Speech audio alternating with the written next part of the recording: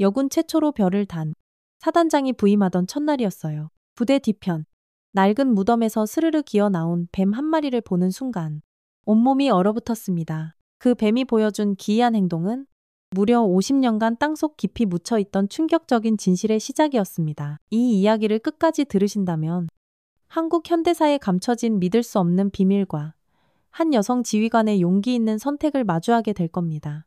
이야기 시작 전에 좋아요 한 번씩 꼭 부탁드려요. 그리고 지금 어디서 무엇을 하며 이 이야기를 듣고 계신지 댓글로 알려주세요. 자, 그럼 이야기 시작할게요. 지난달 3월 15일 오전 10시 강원도 철원군에 위치한 백골부대 정문에 검은색 승용차 한 대가 스르륵 멈춰 섰습니다. 차에서 내린 사람은 바로 최지수 준장이었습니다. 올해 55세 그녀는 대한민국 육군 역사상 최초로 원스타 계급장을 단 여성 지휘관이었죠. 키 168cm의 당당한 체구에 짧게 자른 머리, 그리고 예리하면서도 따뜻함이 느껴지는 눈빛. 최지수 준장의 첫인상은 강인함과 동시에 깊은 품격이 느껴졌습니다. 최지수 준장님, 도착하셨습니다. 정문을 지키던 위병이 목청껏 외쳤습니다. 부대 전체가 새로운 사단장의 부임을 숨죽여 기다리고 있었습니다. 특히 여성 최초의 별, 첫 사단장이라는 점에서 모든 장병들의 관심이 뜨겁게 집중되어 있었죠. 부임식장인 대강당으로 향하는 길, 최지수 준장은 부대 곳곳을 유심히 살펴보았습니다. 30년간 군 복무를 해온 그녀의 눈으로 볼 때 백골부대는 아주 잘 관리되고 있는 부대였습니다. 장병들의 표정도 밝았고 시설도 깔끔하게 정돈되어 있었죠. 하지만 무엇보다 그녀를 긴장시키는 것은 사단장이라는 막중한 책임감이었습니다.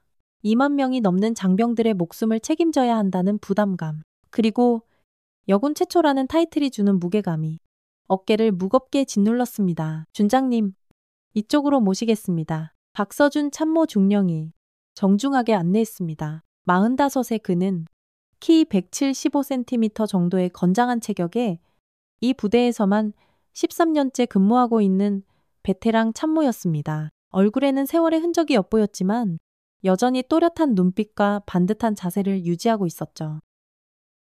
부임식은 오전 11시부터 시작되었습니다. 대강당에는 주요 간부들과 각 부대 대표들이 가득 자리했습니다. 최지수 준장이 연단에 올라서자 우레와 같은 박수가 터져나왔습니다. 백골부대 장병 여러분, 오늘부터 여러분과 함께하게 된 최지수입니다. 그녀의 목소리는 아주 명확하고 힘이 있었습니다. 마이크 없이도 대강당 구석구석까지 시원하게 울려 퍼졌습니다. 저는 여군 최초 원스타라는 타이틀보다는 여러분과 함께 땀 흘리고 함께 고민하는 동반자가 되고 싶습니다. 백골부대의 명예와 전통을 이어 더 강하고 더 나은 부대를 만들어 가겠습니다. 짧지만 강렬한 취임사가 끝나자 다시 한번 뜨거운 박수가 울려 퍼졌습니다. 장병들의 표정에서 새로운 지휘관에 대한 기대감을 뚜렷하게 읽을 수 있었습니다. 부임식을 마친 후 오후 2시 최지수 준장은 부대 시설을 둘러보기 위해 나섰습니다. 먼저 생활관, 식당, 훈련장 등 주요 시설들을 차례로 꼼꼼히 점검했습니다. 각 부서의 간부들이 상세한 설명을 덧붙였고 그녀는 메모를 하며 경청했습니다. 부대 규모가 꽤 크네요. 관리하기 쉽지 않겠어요. 네, 맞습니다. 하지만 간부들이 모두 베테랑들이라 큰 문제는 없습니다. 박 참모가 자신 있게 대답했습니다. 시설 점검을 마친 후 오후 3시 30분경 박 참모가 조심스럽게 말을 꺼냈습니다. 준장님, 마지막으로 부대 뒤편에 보여드리고 싶은 곳이 있습니다. 어떤 곳이죠? 무명용사의 묘입니다. 역대 사단장님들께서 부임하시면 꼭 참배를 하시는 것이 저희 부대의 오랜 전통이 되어 있습니다. 최지수 준장은 조용히 고개를 끄덕였습니다. 군인으로서 먼저 간 선배들을 기리는 것은 당연한 예의였으니까요. 두 사람은 부대 뒤편으로 향했습니다. 부대 본부에서 약 500m 떨어진 곳에 작은 언덕이 하나 있었습니다. 소나무 몇 그루가 서 있는 아담한 언덕. 주변은 아주 조용하고 평화로운 분위기였습니다. 언덕 중턱에는 소박한 묘비 하나가 서 있었습니다. 높이 1m 정도의 화강한 비석에는 무명용사의 묘라고 새겨져 있었습니다. 글씨체는 예스럽고 정중했지만 세월의 흔적으로 약간 희미해진 상태였죠. 묘비 앞에는 시든 국화꽃 몇 송이가 놓여 있었고 향로에는 제가 남아 있어 누군가 최근에 다녀간 듯 했습니다. 언제부터 여기 계신 분이죠?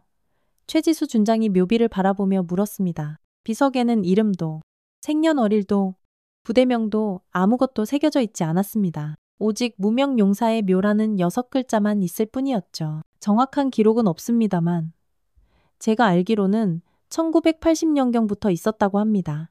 박찬모가 신중하게 대답했습니다. 그럼 벌써 40년이 훌쩍 넘었군요. 어떤 분인지 알려진 바는 전혀 없나요? 네, 아무도 모릅니다. 다만 이 부대 선배들로부터 전해 내려오는 이야기로는 나라를 위해 희생하신 이름 없는 군인이라고만 들었습니다. 가족들은 없었을까요? 그것도 알 수 없습니다. 다만 매년 현충일과 추석에는 누군가가 와서 조용히 참배를 하는 것 같습니다. 이렇게 꽃이 새로 놓여 있거나 향을 피운 흔적이 있거든요. 최지수 준장은 묘비를 가만히 살펴보았습니다. 전쟁의 상처가 깊었던 시절, 이름도 남기지 못한 채 희생된 군인들이 얼마나 많았을까. 그런 분들의 숭고한 희생이 있었기에 지금의 평화가 가능한 것일 테지. 참배를 드리겠습니다. 최지수 준장은 군모를 벗고 묘비 앞에 무릎을 꿇었습니다. 그리고 정중하게 묵념을 올리기 시작했습니다. 이름도 모르는 선배님, 고맙습니다. 당신의 희생을 결코 헛되이 하지 않겠습니다. 마음속으로 인사를 올리며 고개를 숙였습니다. 3월의 따뜻한 바람이 불어와 소나무 잎사귀들이 사사삭 소리를 냈습니다. 마치 무명용사가 대답이라도 하는 것 같았습니다. 바로 그때였습니다. 의학 뒤에 서 있던 박찬모가 갑자기 비명을 질렀습니다.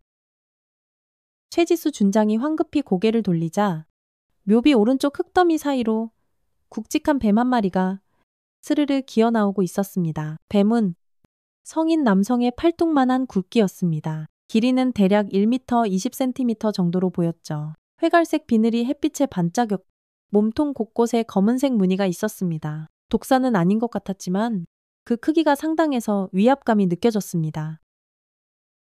하지만 가장 이상한 것은 뱀의 행동이었습니다. 보통 뱀들은 사람만 봐도 눈 깜짝할 새에 도망가는데 이 뱀은 전혀 그런 기색이 없었습니다. 오히려 천천히, 아주 천천히 몸을 일으키더니 고개를 들어 최지수 준장을 똑바로 바라보았습니다. 준장님 위험합니다. 뒤로 물러서세요. 박찬모가 다급하게 외쳤습니다. 그는 원래 뱀을 무서워하는 편이었는데 이렇게 큰 뱀을 보자 온몸이 뻣뻣하게 굳어버렸습니다. 하지만 최지수 준장은 움직이지 않았습니다. 30년 군 생활을 하면서 웬만한 일에는 놀라지 않게 된 그녀였지만 지금 이 상황은 뭔가 달라도 너무 달랐습니다. 뱀의 눈에서 적대감이나 공격성을 전혀 느낄 수 없었기 때문입니다. 뱀은 약 10초간 최지수 준장을 가만히 바라보았습니다. 그 시선에는 뭔가 간절함 같은 것이 느껴졌습니다. 마치 무언가를 애타게 호소하고 있는 것만 같았습니다. 잠시 후 뱀은 천천히 몸을 돌려 묘비 왼쪽 방향을 향했습니다. 그곳은 무명용사의 묘에서 불과 3m 떨어진 평범해 보이는 빈 땅이었습니다. 잡초가 듬성듬성 자라있고 특별해 보일 것 하나 없는 곳이었죠. 뱀은 그 방향을 향해 고개를 한 번, 두 번 끄덕이는 듯한 동작을 보였습니다. 마치 저쪽을 좀 봐주세요 라고 말하는 것 같았습니다. 그리고는 다시 최지수 준장을 바라보더니 또다시 그 방향을 가리켰습니다. 저게 정말 뭔가를 가리키는 건가? 최지수 준장이 놀란 목소리로 중얼거렸습니다. 뱀의 행동이 너무나 의도적이고 명확해서 도저히 우연이라고는 볼 수 없었습니다. 뱀이 가리키는 곳을 자세히 보니 이상한 점들이 눈에 띄기 시작했습니다. 우선 그 부분의 흙이 다른 곳보다 약간 아주 미세하게 꺼져 있었습니다. 그리고 주변의 풀들도 다른 곳보다 유난히 누렇게 시들어 있었습니다. 흙의 색깔도 미묘하게 달랐습니다. 다른 곳은 진한 갈색인데 그곳만 희미하게 회색빛이 돌았습니다. 뱀은 약 1분간 그 방향을 계속해서 가리키고 있었습니다. 그리고는 다시 한번 최지수 준장을 바라보더니 조용히 고개를 끄덕였습니다. 마치 이제 알아들었소 라고 묻는 것 같았습니다. 그러고는 천천히, 아주 천천히 뒤돌아서더니 풀숲 속으로 슬그머니 사라졌습니다. 급하게 도망가는 것이 아니라 마치 할 일을 다 마쳤다는 듯 여유롭게 사라지는 모습이었습니다. 뱀이 사라진 후에도 두 사람은 한동안 아무 말도 하지 못했습니다. 지금까지 단 한 번도 경험해 본 적 없는 너무나 신기하고 기이한 일이었기 때문입니다. 참모님, 저 뱀 전에도 본 적 있나요? 한참 후에야 최지수 준장이 입을 열었습니다. 아니요. 처음 봅니다. 13년 동안 이 부대에 있으면서 저런 뱀은 단 한 번도 본 적이 없습니다. 박참모도 아직 충격에서 벗어나지 못한 듯 떨리는 목소리로 대답했습니다. 그런데 정말 이상하네요. 보통 뱀들은 사람만 봐도 혼비백산해서 도망가는데 저 뱀은 네, 마치 우리에게 뭔가를 간절히 말하려는 것 같았어요. 최지수 준장은 뱀이 가리켰던 땅을 다시 한번 유심히 바라보았습니다. 분명히 다른 곳과는 뭔가 달랐습니다. 흙의 상태도, 풀의 상태도, 그리고 전체적인 분위기마저도요. 혹시 저 자리에 대해 아는 게 있나요? 글쎄요. 특별한 건 없는 것 같은데 박참모가 고개를 갸우뚱했습니다. 하지만 생각해보니 예전에 선배 참모님께서 하신 말씀이 어렴풋이 기억나네요. 어떤 말씀이요? 이 부대에 부임하신 지 얼마 안 됐을 때 무명용사의 묘 주변에서 가끔 이상한 일들이 일어난다고 하시더라고요. 이상한 일이라면 정확히는 말씀 안 해주셨는데 그냥 뭔가 석연치 않은 기운이 느껴진다고만 하셨습니다. 최지수 준장은 더욱 궁금해졌습니다. 뱀의 등장이 단순한 우연이 아닐 수도 있다는 생각이 강하게 들었습니다. 두 사람은 한참 더 그 자리에 서 있었습니다. 혹시 뱀이 다시 나타나거나 다른 이상한 일이 일어나지 않을까 기다려봤지만 아무 일도 일어나지 않았습니다. 오늘은 이만 들어가시죠. 내일 다시 와서 자세히 살펴보겠습니다. 최지수 준장이 마지막으로 무명용사의 묘에 정중히 절을 올리고 자리를 떠났습니다. 부대로 돌아가는 길, 두 사람은 계속해서 오늘 있었던 기묘한 일에 대해 이야기했습니다. 참모님 생각에는 어떤 것 같아요? 솔직히 말씀드리면 좀 섬뜩합니다. 저런 뱀의 행동은 정상적이지 않거든요. 저도 그렇게 생각해요. 이건 분명히 뭔가 의미가 있을 거예요. 그날 밤, 최지수 준장은 숙소에서 쉽게 잠을 이룰 수 없었습니다. 뱀의 기묘한 행동이 머릿속에서 도무지 떠나질 않았습니다. 특히 뱀이 가리켰던 그 땅에 대한 궁금증이 시간이 갈수록 눈덩이처럼 불어났습니다. 분명히 뭔가 있을 거야. 뱀이 우연히 그런 행동을 할 리는 없어. 30년 군 생활을 하면서 수많은 일들을 겪어봤지만 오늘 같은 경험은 정말 처음이었습니다. 뭔가 아주 중요한 일이 시작되고 있다는 강한 직감이 들었습니다. 하지만 아직은 그 직감이 어떤 결과를 가져올지 알 수 없었습니다. 다만 한 가지 확실한 것은 내일 다시 그곳을 찾아가야 한다는 것이었습니다. 밤이 깊어갈수록 최지수 준장의 마음속에는 묘한 예감이 더욱 짙게 자리 잡았습니다. 뭔가 큰일이, 그것도 상상조차 하지 못했던 엄청난 일이 기다리고 있을 것 같은 예감이었습니다.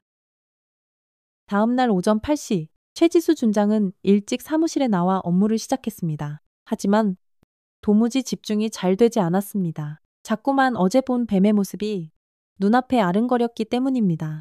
정말 단순한 우연이었을까? 서류를 보면서도 머릿속은 온통 그 일로 가득했습니다. 특히 뱀이 가리켰던 그 땅이 계속해서 마음에 걸렸습니다. 오전 9시 30분, 박참모가 보고를 위해 들어왔습니다.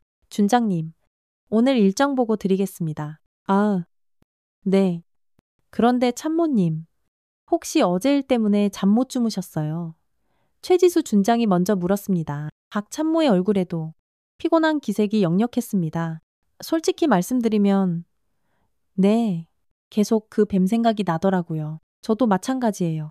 자꾸만 신경이 쓰여서 두 사람은 서로를 바라보며 쓴웃음을 지었습니다. 어른들이 뱀 한 마리 때문에 밤새 잠을 설치고 이렇게 신경을 쓰고 있다는 것이 우스우면서도 한편으로는 아주 심각하게 느껴졌습니다. 참모님, 정오 시간에 다시 그곳에 가보는 게 어떨까요? 좋은 생각입니다. 저도 마침 그렇게 생각하고 있었습니다. 오전 업무를 마친 후 정오가 되자 두 사람은 다시 무명용사의 묘로 향했습니다. 어제보다 더 자세히 살펴보기 위해서였습니다.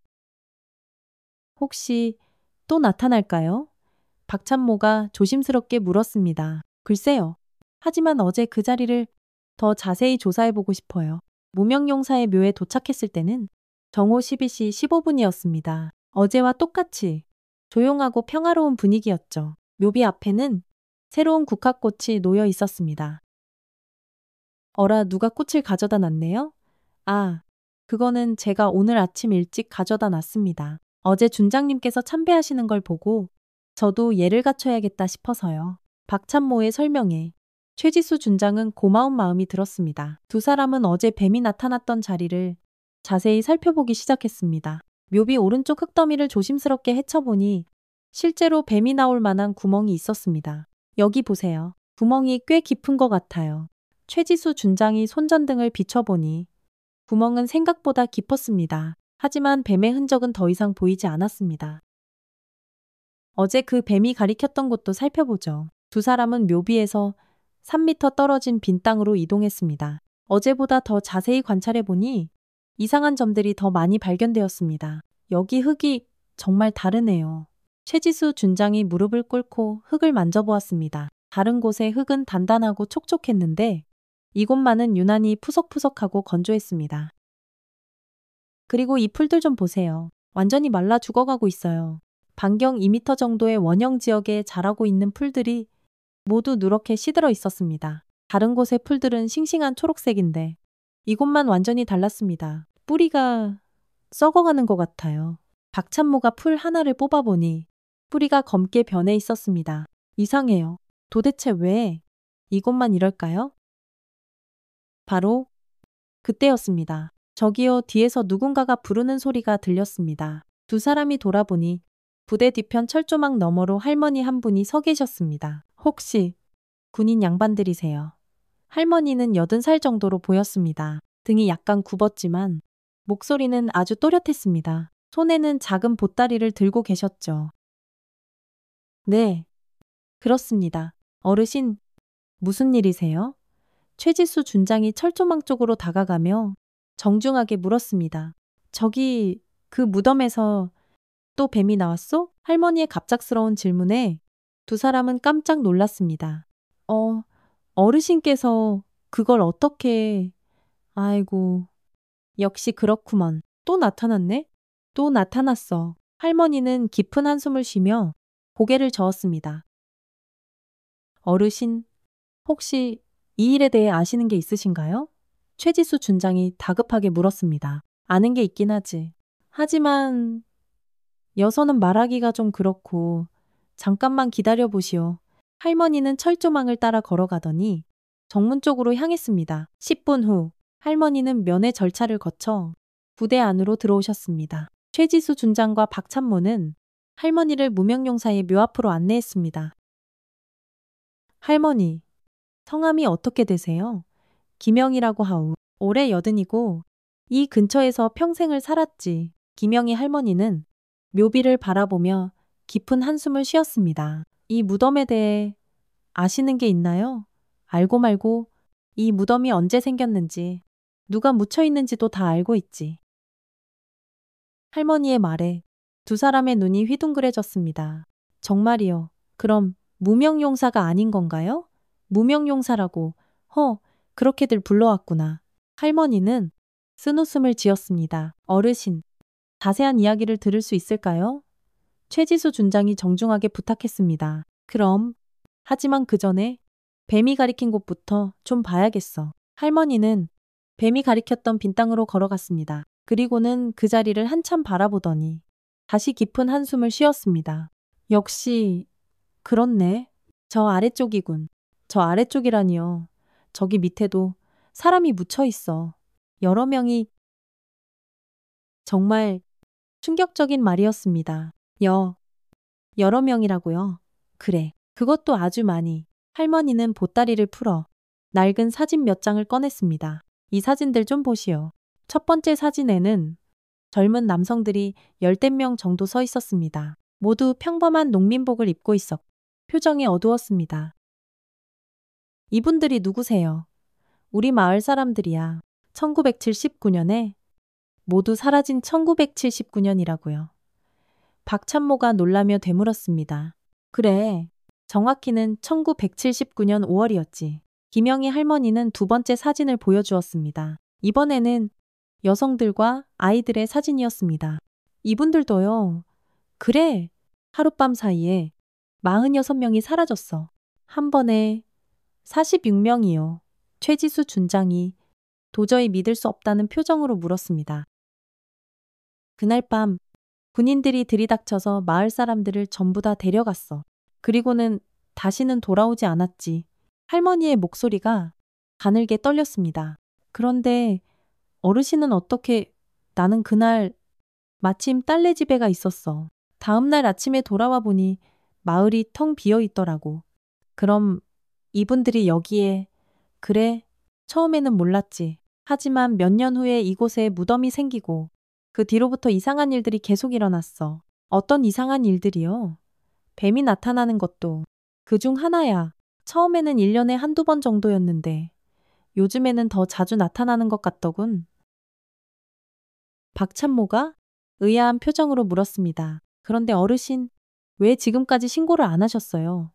신고를 왜 안 했겠소? 했지 하지만 아무도 믿어주지 않았어. 오히려 이상한 소리 하지 말라고 윽박지르기나 하고. 할머니는 세 번째 사진을 꺼냈습니다. 이번에는 군인들의 사진이었습니다. 이 사람들은 누구예요?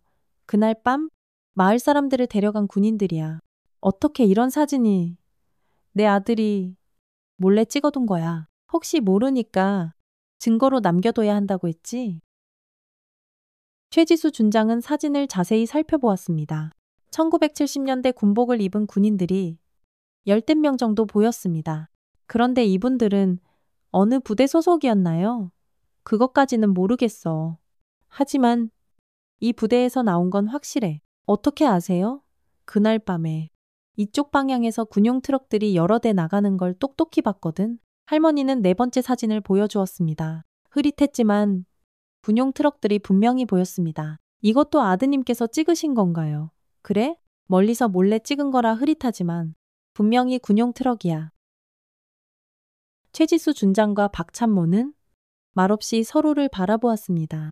상황이 점점 더 심각해지고 있었습니다. 어르신, 그럼 뱀이 나타나는 것과 이 일이 관련이 있다고 생각하시는 건가요? 당연하지. 뱀은 땅의 기운을 가장 민감하게 느끼는 동물이야. 땅 속에 억울한 영혼들이 잠들어 있으면 뱀들이 먼저 반응한다고 옛날 어른들이 그러셨어. 그럼 뱀이 저 땅을 가리킨 것도 억울하게 죽은 사람들이 거기 묻혀 있다는 걸 알려주는 거고요. 그렇지.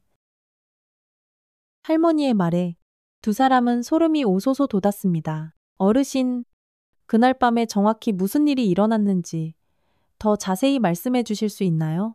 그거는 이야기가 좀 길어. 그리고 여기서 말하기에는 좀... 할머니는 주변을 둘러보며 조심스러운 표정을 지었습니다. 안전한 곳에서 천천히 다 들려주겠소. 하지만 그 전에 한 가지 확인하고 싶은 게 있어. 무엇인가요? 오늘도 뱀이 나타날 게야. 왜 그렇게 생각하세요? 뱀들은 보통 같은 시간에 나타나거든. 어제 몇 시쯤에 봤소? 오후 3시 30분 정도였습니다. 할머니는 시계를 보았습니다. 현재 시각은 오후 2시 50분이었습니다. 그럼 곧 나타날 게야. 조금만 더 기다려보지? 세 사람은 무명용사의 묘 앞에서 숨죽여 기다렸습니다. 숨막히는 긴장감 속에서 침묵이 흘렀습니다. 오후 3시 20분. 저기요. 박찬모가 가리키는 곳을 보니 어제와 똑같은 자리에서 똑같은 뱀이 스르르 기어 나오고 있었습니다. 역시 나타났구먼. 할머니는 전혀 놀라지 않았습니다. 이번에도 뱀은 사람들을 보고도 도망가지 않았습니다. 천천히 고개를 들어 세 사람을 바라보더니 어제와 똑같이 빈 땅 쪽을 가리켰습니다. 저 행동 보세요. 어제랑 똑같아요. 최지수 준장이 나지막이 말했습니다.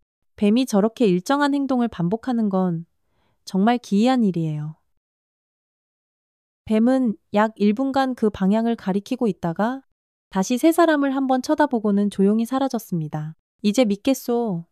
저 뱀은 분명히 뭔가를 알려주려고 하는 게야. 할머니의 말에 두 사람은 조용히 고개를 끄덕였습니다. 어르신, 이제 자세한 이야기를 들려주세요. 1979년 그날 밤, 도대체 무슨 일이 있었던 건지. 내 집으로 갑시다. 거기서 천천히 다 말해주겠소. 세 사람은 무명용사의 묘를 떠났습니다. 하지만 뒤돌아보는 최지수 준장의 마음속에는 강한 확신이 생겨나고 있었습니다. 분명히 저 밑에 뭔가 있어. 그리고 그것은 우리가 반드시 밝혀내야 할 진실이야. 50년 전에 묻힌 끔찍한 비밀이 드디어 세상에 드러날 때가 온 것 같았습니다. 김영희 할머니의 집은 부대에서 걸어서 15분 거리에 있는 작은 한옥이었습니다. 마당에는 감나무와 대추나무가 서 있었고 팻마루에는 늙은 고양이 한 마리가 꾸벅꾸벅 졸고 있었습니다. 자, 어서들 들어오시오. 차나 한잔하면서 이야기하지. 할머니는 두 사람을 안방으로 안내했습니다. 방 안에는 옛날 가구들이 정갈하게 정돈되어 있었고 한쪽 벽에는 낡은 흑백 사진들이 가득 걸려 있었습니다. 저 사진들이 모두 그때 사라진 분들인가요? 최지수 준장이 벽을 바라보며 물었습니다. 그래, 46명. 내가 하나하나 다 모아둔 게야. 할머니는 찻잔을 내오며 깊은 한숨을 쉬었습니다. 어르신, 이제 그날 밤 일을 자세히 들려주세요. 박찬모가 조심스럽게 말했습니다. 김영희 할머니는 잠시 눈을 감고 있다가 천천히 입을 열었습니다. 1979년 5월 18일 밤이었어. 그날은 비가 추적추적 내리고 있었지. 할머니의 회상이 시작되었습니다. 나는 그날 딸네 집에서 손주를 돌보고 있었어. 딸이 몸이 아픈 바람에 내가 가서 며칠 봐주기로 했거든. 딸네 집은 여기서 한 30km 떨어진 포천에 있었지. 할머니는 아득한 예시를 떠올리며 천천히 말을 이었습니다. 그런데 그날 밤 11시쯤이었나 이상한 소리가 들렸어. 트럭 소리였는데 보통 트럭 소리하고는 달랐어. 훨씬 더 무겁고 둔탁한 소리였지. 군용 트럭 소리였군요. 그때는 몰랐지. 나중에야 알게 된 거야. 그 소리가 바로 우리 마을 쪽에서 들려왔다는 걸. 할머니는 첫 번째 사진을 다시 꺼냈습니다. 이 사람이 우리 마을 이장이었던 이철수 씨야. 46살이었지. 사진 속의 남자는 건장한 체격에 인상이 아주 선해 보였습니다. 철수 형님은 정말 좋은 사람이었어. 마을 일도 자기 일처럼 열심히 하고 어려운 사람들 있으면 발벗고 나서서 도왔지. 그런 분이 왜? 그게 문제였어. 너무 정의감이 강했거든. 할머니는 두 번째 사진을 가리켰습니다. 이 사람은 김민준 씨. 마을에서 유일하게 고등학교를 나온 사람이었지. 글도 잘 쓰고 말도 잘했어. 아, 지식인이셨군요. 그래. 그래서 마을 사람들이 무슨 어려운 일이 있으면 다들 민준이한테 가서 상의하곤 했지? 할머니는 계속해서 사진들을 설명했습니다. 각각의 사진에는 애틋한 사연이 있었고 각각의 사람에게는 사랑하는 가족이 있었습니다. 그런데 1978년부터 이상한 일들이 일어나기 시작했어. 어떤 일들이요? 정부에서 사람들을 보내서 마을 조사를 한다는 거야. 누가 빨갱이고 누가 반정부 활동을 하는지 조사한다고 했어. 최지수 준장과 박찬모는 말없이 서로를 바라보았습니다. 1970년대 서슬퍼런 군사정권 시절의 일이었습니다. 그때 우리 마을에서는 아무도 그런 일을 한 사람이 없었어. 그냥 평범하게 농사 짓고 사는 순박한 농민들이었거든? 하지만 뭔가 문제가 있었던 건가요?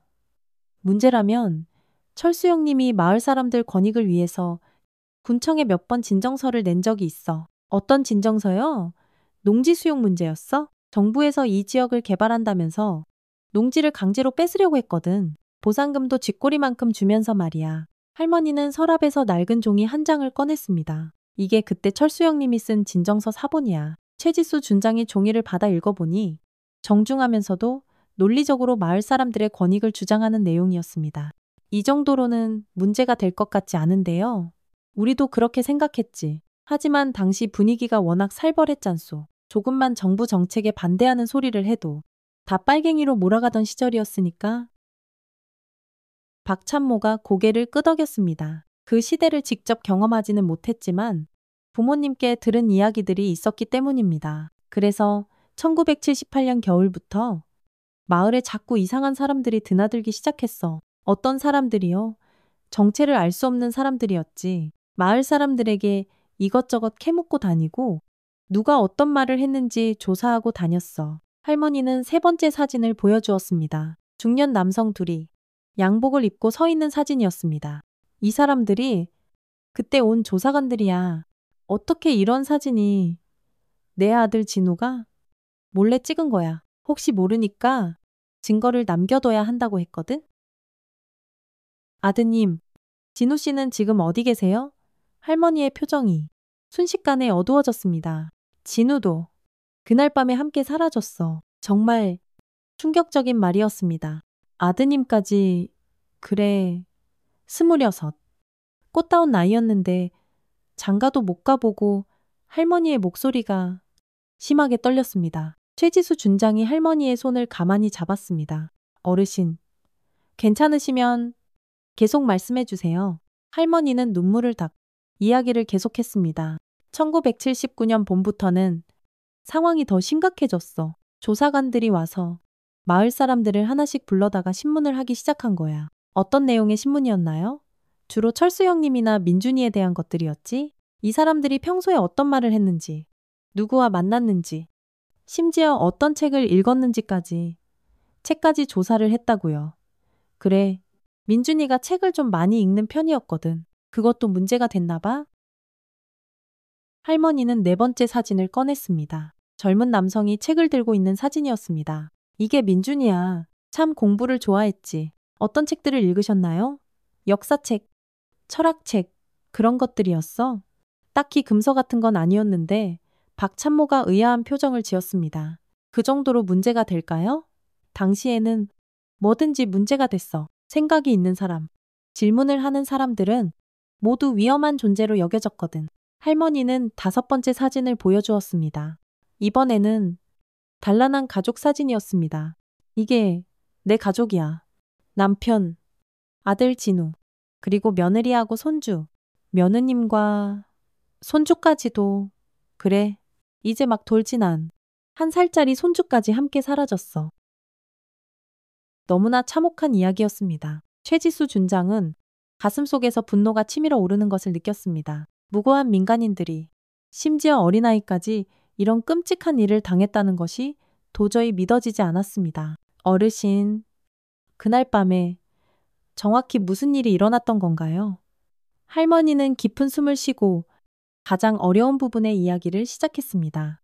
5월 18일 저녁 마을에 있던 사람들한테서 급한 전화가 왔어. 할머니는 손을 떨며 말했습니다. 마을 곳곳에 군인들이 나타났다는 거였어. 완전 무장을 하고 집집마다 돌아다니면서 사람들을 끌어내고 있다고. 완전 무장이라고요. 그래. 총도 들고 철모도 쓰고 꼭 전쟁이라도 난 것처럼 말이야.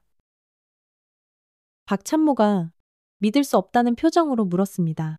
그런데 왜 군인들이 민간인을 데려간 거죠? 나중에 알게 된 건데 위에서 명령이 내려온 거래. 빨갱이 소탕 작전이라고. 빨갱이 소탕 작전이라니요. 최지수 준장이 경악했습니다. 그래. 그래서 우리 마을 사람들을 전부 빨갱이로 몰아서 제거하라는 명령이었던 게야. 할머니는 여섯 번째 사진을 꺼냈습니다. 흐릿했지만 군용 트럭들이 보이는 사진이었습니다. 이게 그날 밤 진우가 마지막으로 찍은 사진이야. 사진을 자세히 보니 트럭 여러 대가 마을 입구에 서 있고 군인들이 사람들을 거칠게 트럭에 태우는 모습이 보였습니다. 진우 씨가 어떻게 이런 사진을 찍을 수 있었죠? 집 뒤쪽 언덕에 숨어서 몰래 찍은 거야. 마지막까지 증거를 남기려고 했던 거지. 할머니의 목소리가 더욱 가늘게 떨렸습니다. 그리고 이 편지도 남겼어. 할머니는 낡은 편지 한 통을 꺼냈습니다. 진우가 마지막에 써서 이웃집 처마 밑에 숨겨둔 거야. 나중에 내가 찾았지. 최지수 준장이 떨리는 손으로 편지를 받아 읽기 시작했습니다. 어머니께 이 편지를 읽고 계시다면 저는 이미 이 세상 사람이 아닐 겁니다. 지금 마을에 군인들이 들이닥쳐 사람들을 모두 잡아들이고 있습니다. 이장님부터 시작해서 남자들은 물론이고 여자들과 아이들까지 모두 트럭에 태우고 있어요. 저희가 무슨 큰 잘못을 했는지 모르겠지만 아마 모두 죽게 될 것 같습니다. 어머니, 부디 저희를 잊지 말아주세요. 언젠가는 반드시 진실이 밝혀질 날이 올 거라고 믿습니다. 사랑하는 어머니, 부디 건강하세요. 아들 진호 올림. 편지를 읽는 동안 방 안에는 무거운 정적이 흘렀습니다. 최지수 준장의 눈에도 뜨거운 눈물이 맺혔습니다. 이 편지가 진우 씨의 마지막 메시지였군요.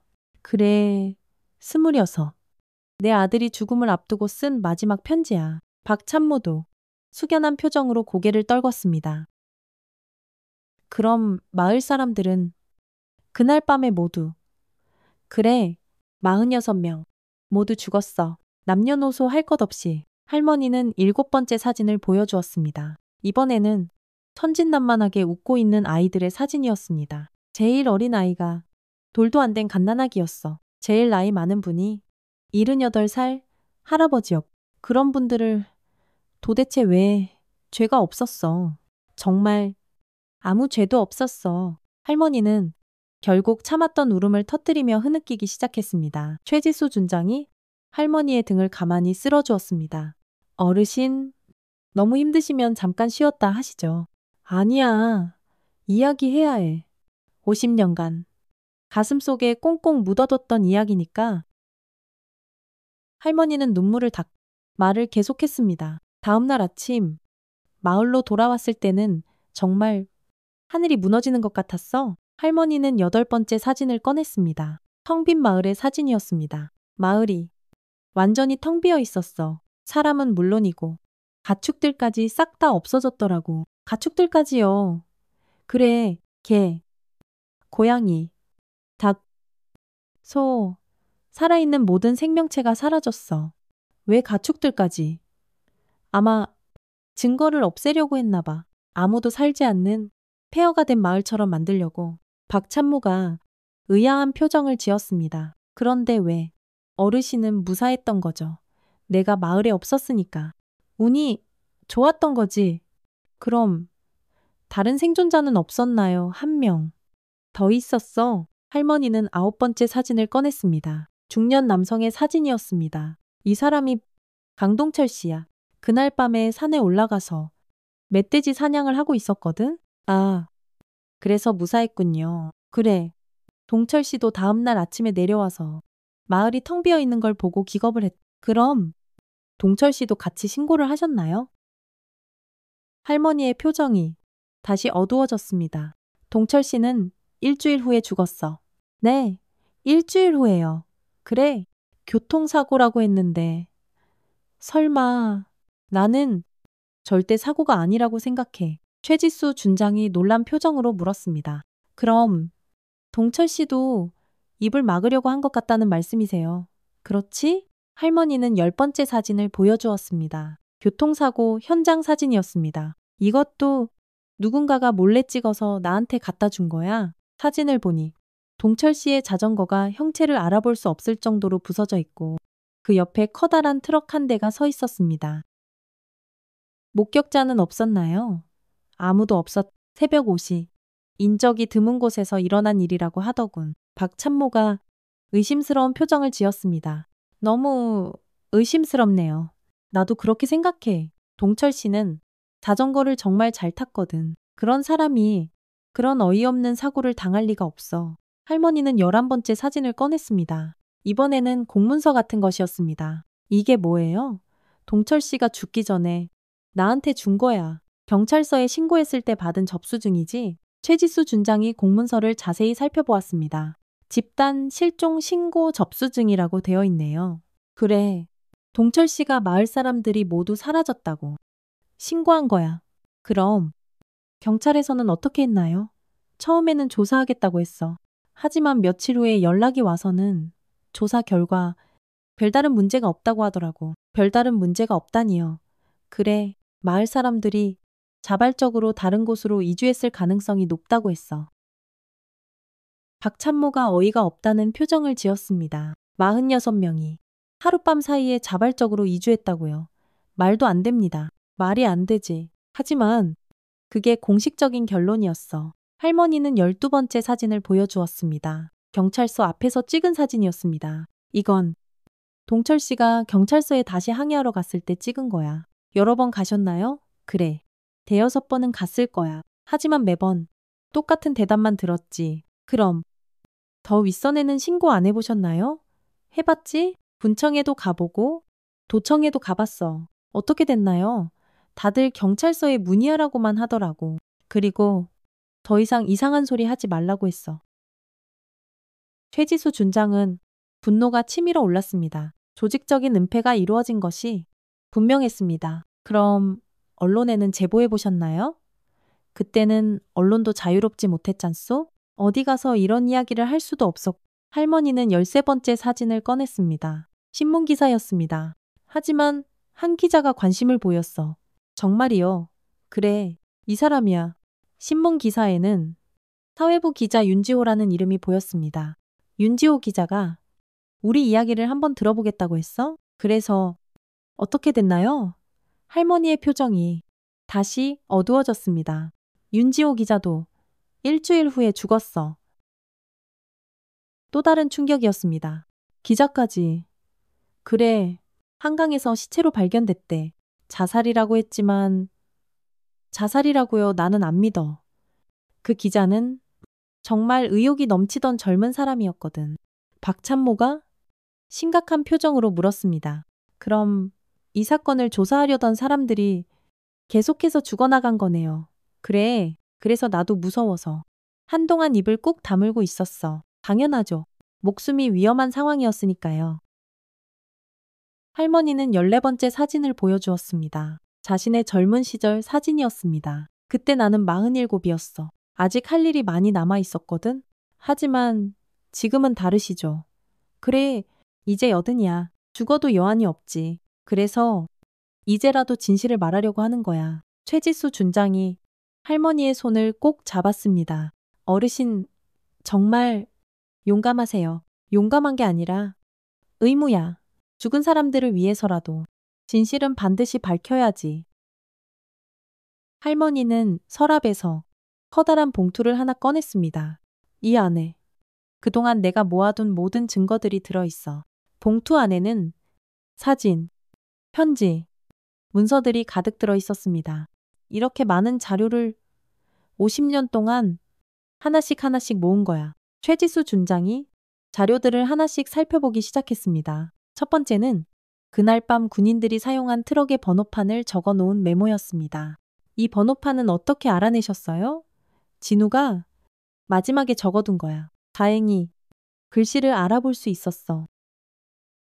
두 번째는 그날 밤 작전에 참여한 군인들의 이름 목록이었습니다. 이 이름들은요, 나중에 마을 사람들한테서 들은 거야. 일부 군인들이 자기 이름을 말했나 봐. 세 번째는 당시 이 지역을 담당했던 부대의 조직도였습니다. 이건 어떻게 구하셨어요? 여러 경로를 통해서 구했지? 시간이 좀 걸렸지만 박찬모가 조직도를 보더니 깜짝 놀랐습니다. 이거 우리 부대네요. 그래, 바로 여러분 부대. 백골 부대에서 나온 군인들이 저지른 짓이야. 정말 충격적인 사실이었습니다. 그럼 우리 부대가 그래, 제3사단 백골 부대 소속 군인들이 우리 마을 사람들을 죽인 거야. 최지수 준장은 머리가 어질어질해졌습니다. 자신이 지휘하는 부대가 과거에 이런 끔찍한 일을 저질렀다는 것이 도저히 믿어지지 않았습니다. 어르신, 확실한가요? 확실해. 증거가 더 있어. 할머니는 네 번째 자료를 꺼냈습니다. 군용 물품들의 사진이었습니다. 이건 뭐예요? 사건 며칠 후에 마을 근처에서 발견된 것들이야. 사진에는 군화, 군복 조각, 탄피 등이 보였습니다. 이것들을 누가 찾았나요? 나하고 동철 씨가 함께 찾은 거야. 어디서 찾으셨어요? 마을에서 한 2km 떨어진 야산에서. 할머니는 지도를 펼쳐서 정확한 위치를 가리켰습니다. 바로 여기야. 최지수 준장이 지도를 보니 그 위치는 현재 무명용사의 묘가 있는 곳과 매우 가까웠습니다. 이 위치가 그래, 뱀이 나타나는 그 무덤과 불과 1km 떨어진 곳이야. 박찬모가 급하게 물었습니다. 그럼 마을 사람들이 그곳에서 내 생각에는 그래. 그곳으로 끌고 가서 모두 죽인 다음에 근처에 묻었을 게야. 할머니는 5번째 자료를 보여주었습니다. 당시 현장 스케치였습니다. 이건 동철 씨가 그린 거야. 스케치에는 트럭들이 정차한 위치, 군인들이 서 있던 자리, 마을 사람들이 모여 있던 장소 등이 아주 자세하게 그려져 있었습니다. 정말 자세하네요. 동철 씨가 그림을 좀 그릴 줄 알았거든? 6번째 자료는 당시 날씨 기록이었습니다. 날씨 기록까지. 그래, 그날 밤에 비가 왔다는 것도 아주 중요한 증거거든? 왜요? 비 때문에 땅에 흔적이 많이 남았을 게야. 발자국이나 타이어 자국 같은 것들 말이야. 7번째 자료는 당시 이 지역의 인구조사 기록이었습니다. 이건 어디서 구하셨어요? 면사무소에서? 몰래 복사해 온 거야. 기록을 보니 1978년까지는 마을에 46명이 거주하고 있었지만 1979년부터는 인구가 0명으로 기록되어 있었습니다. 공식 기록에서도 사람들이 사라진 게 확인되네요. 그래. 하지만 전추로 처리되어 있어. 전출이라고요. 모두 다른 지역으로 이사 갔다고 기록되어 있는 게야. 박찬모가 의아한 표정을 지었습니다. 그런데 실제로는 어디로도 이사 가지 않았죠. 당연하지. 다 죽었는데. 8번째 자료는 당시 부대 내부 문서였습니다. 이건 정말 놀라운데요. 어떻게 구하셨어요? 그건 좀 복잡한 이야기야. 할머니는 잠시 망설이더니 이야기를 계속했습니다. 사실 그때 작전에 참여했던 군인 중에 한 명이 나중에 나를 찾아왔었어. 정말이요, 그래. 그 사람이 이 문서를 가져다 줬어. 왜 그랬을까요? 아마 양심의 가책 때문이었겠지? 무고한 사람들을 죽인 것에 대한 죄책감 때문에. 9번째 자료는 그 군인이 쓴 증언서였습니다. 최지수 준장이 증언서를 읽기 시작했습니다. 나는 당시 제3사단 소속 이등병, 이병장이었. 1979년 5월 18일 밤. 우리는 상부의 명령에 따라 특별작전에 참여했다. 작전명은 빨갱이 소탕 작전이었다. 우리가 받은 명령은 단순했다. 지정된 마을의 모든 주민을 체포하여 지정된 장소로 이송하라는 것이었다. 처음에는 단순한 체포작전인 줄 알았다. 하지만 현장에서 벌어진 일은 상상을 초월했다. 우리는 노인부터 아이까지 모든 주민을 트럭에 태웠다. 그리고 야산으로 이송했다. 그곳에서 우리가 받은 명령은 충격적이었다. 모두 사살하라. 나는 거부했다. 하지만 거부할 수 없는 분위기였다. 상급자들의 명령은 절대적이었고 거부하면 나도 죽을 수 있었다. 그날 밤 46명의 무고한 사람들이 죽었다. 나는 평생 이 죄책감을 안고 살아가고 있다. 언젠가는 이 진실이 반드시 밝혀지기를 바란다. 이병장, 증언서를 읽고 난 후 방 안에는 깊은 정적이 흘렀습니다. 이병장님은 지금 어디 계세요? 20년 전에 병으로 세상을 떠났어. 돌아가시기 전에 이런 증언서를 남기신 거군요. 그래. 죽기 전에 꼭 진실을 밝혀달라고 부탁했지. 10번째 자료는 당시 현장 사진들이었습니다. 이 사진들은 이병장님이 몰래 찍어둔 거야. 사진들은 너무나 참혹했습니다. 트럭에 짐짝처럼 실린 사람들, 야산에서 벌어진 끔찍한 일들, 그리고 매장 현장까지. 최지수 준장은 사진을 보고 큰 충격에 빠졌습니다. 이런 일이 정말 일어났다니. 믿기 어렵죠? 하지만 이게 현실이야. 박찬모도 사진들을 보더니 얼굴이 새하얗게 질렸습니다. 우리 부대에서 정말 이런 일을. 그래. 그래서 뱀이 나타나는 게야. 억울하게 죽은 사람들의 원혼이 진실을 좀 알려달라고 호소하는 거지. 할머니는 마지막으로 가장 중요한 자료를 꺼냈습니다. 이게 가장 중요한 증거야. 그것은 당시의 작전 명령서였습니다. 작전 명령서요? 그래. 누가 이 끔찍한 작전을 지시했는지 알 수 있는 문서지. 최지수 준장이 명령서를 읽어보니 그야말로 충격적인 내용이 담겨 있었습니다. 극비 제3사단장에게 다음과 같이 특별작전을 수행하라. 작전명 빨갱이 소탕 작전 목표 지정. 지역 내 반정부 분자 완전 제거 방법 체포 후 은밀 처리주의 절대 기밀 유지. 국가보안본부장. 국가보안본부에서 직접 명령을 내렸네요. 그래, 이건 단순한 부대 차원의 사건이 아니었어. 국가 차원에서 계획된 끔찍한 학살이었지. 박찬모가 심각한 표정으로 물었습니다. 그럼 당시 사단장님도 이 일에 관여했다는 건가요? 그럴 수밖에 없었을 게야. 명령을 받았으니까. 하지만 이런 부당한 명령을 거부할 수는 없었나요? 할머니가 씁쓸하게 웃었습니다. 그 시대에는 불가능했어. 명령에 불복종하면 본인 목숨도 부지하기 힘들었을 테니까. 최지수 준장은 복잡한 심정이었습니다. 분명히 잘못된 일이었지만 당시의 서슬퍼런 상황을 생각하면 한 개인이 저항하기는 정말 어려웠을 것입니다. 어르신, 그럼 이 모든 자료를 왜 지금까지 공개하지 않으셨어요? 누가 믿어주겠소? 그리고 아직도 위험하거든? 지금도요, 위험하다고요. 그래, 이 일에 관련된 놈들 중에 아직도 버젓이 살아있는 것들이 있어. 할머니는 마지막 자료를 보여주었습니다. 당시 관련자들의 명단이었습니다. 이 사람들이 아직 살아있어요. 일부는 그렇지. 그리고 지금도 아주 높은 자리에 있는 사람들도 있고. 박찬모가 놀란 표정으로 물었습니다. 높은 자리예요. 그래, 정치계, 군 고위층, 관료들. 이 사건을 은폐하는 데 관여했던 놈들이 아직도 사회 곳곳에 따리를 틀고 있어. 그래서 지금까지 진실이 밝혀지지 않았군요. 맞아.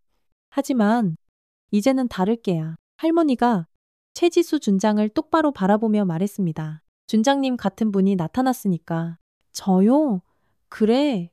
정의감이 있고 용기가 있는 분이잖소? 최지수 준장은 무거운 책임감을 느꼈습니다. 어르신, 이 모든 자료를 저에게 맡기시는 건가요? 그래?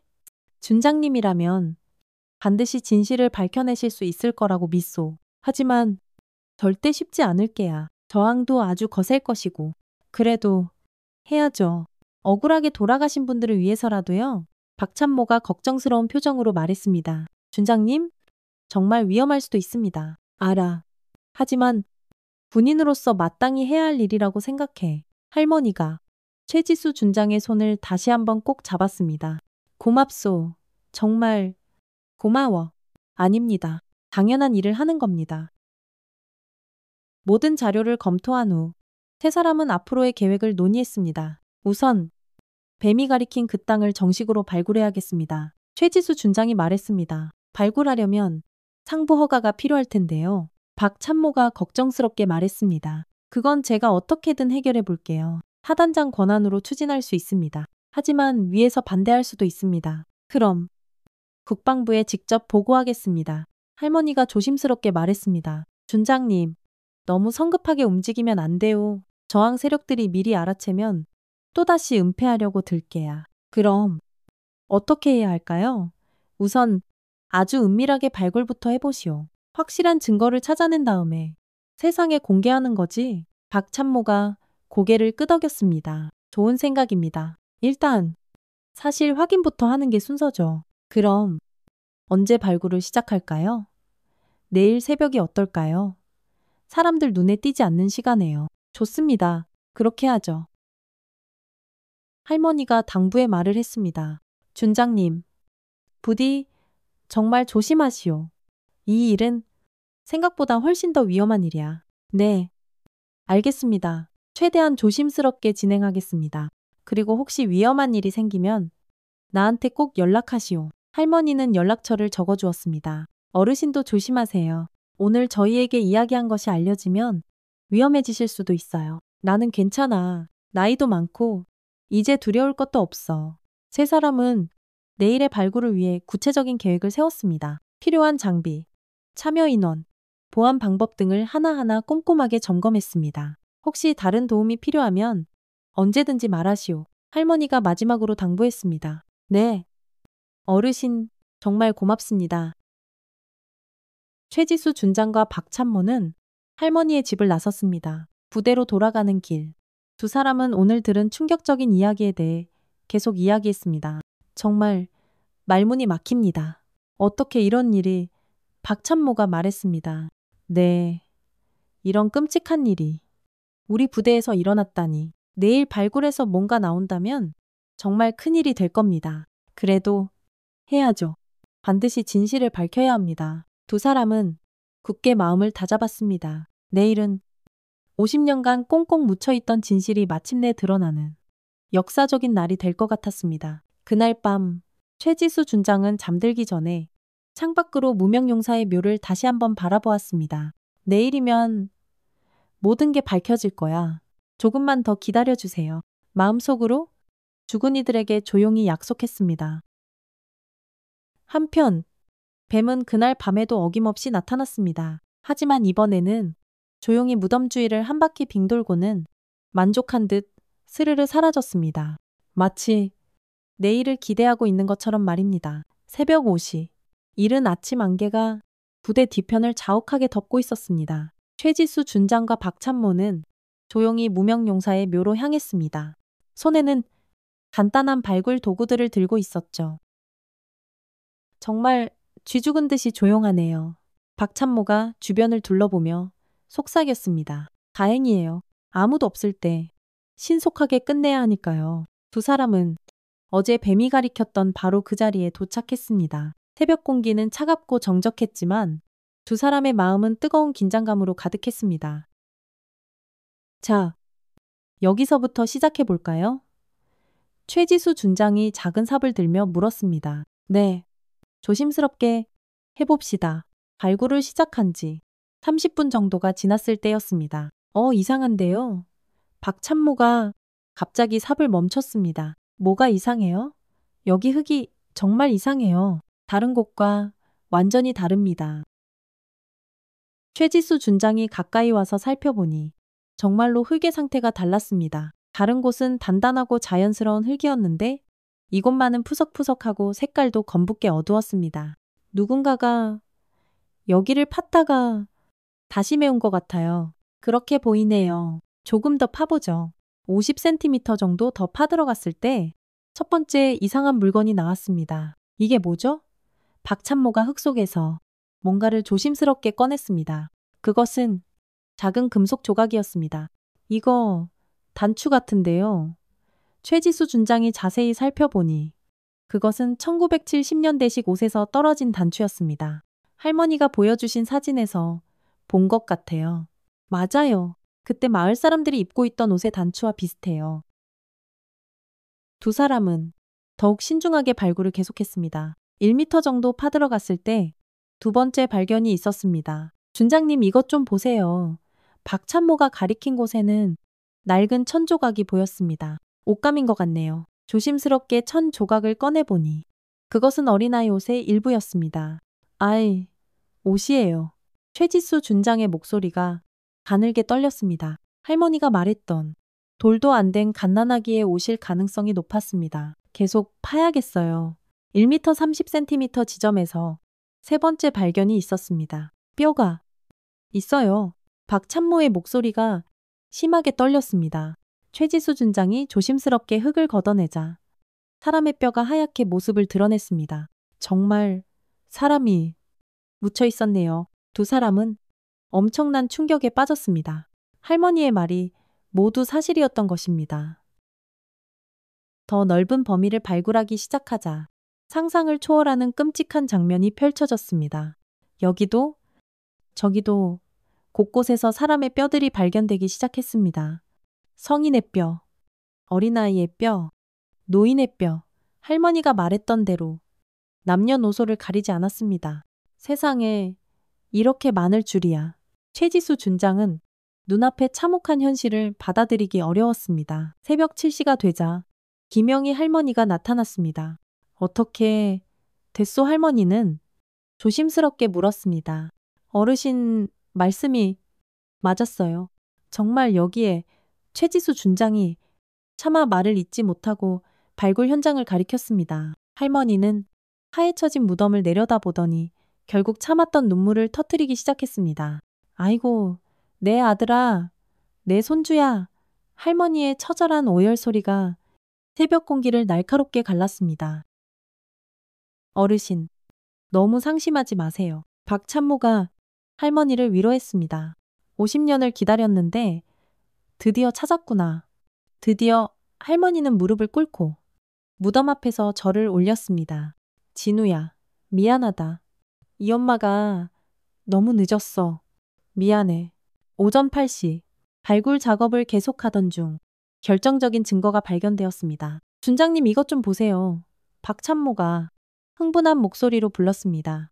그가 발견한 것은 플라스틱 봉지에 겹겹이 쌓인 작은 꾸러미였습니다. 뭐가 들어있을까요?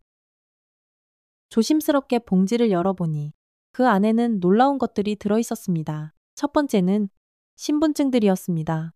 이름이 적혀 있어요. 김진우, 김민준, 이철수, 할머니가 말했던 그 이름들이 하나씩 확인되었습니다. 정말 이분들이었군요. 두 번째는 사진들이었습니다. 가족 사진, 아이들 사진, 부부 사진, 빛바랜 사진 한 장 한 장마다 애틋한 사연이 담겨 있었습니다.